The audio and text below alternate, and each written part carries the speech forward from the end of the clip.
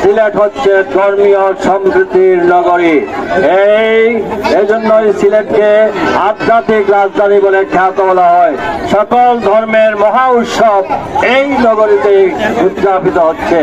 আমরা চাই সকলকে ঐক্যবদ্ধভাবে আমরা যেন সম্প্রীতিকে আরো বেশি করে অটুট করে রাখতে পারি এবং আমরা যেন আরো ভ্রাতৃত্ববোধ আমাদের এই সম্প্রীতিকে যেন আরো সমৃদ্ধশালী করতে পারি। এটাই হোক আজকের দিনে আমাদের প্রতিজ্ঞা।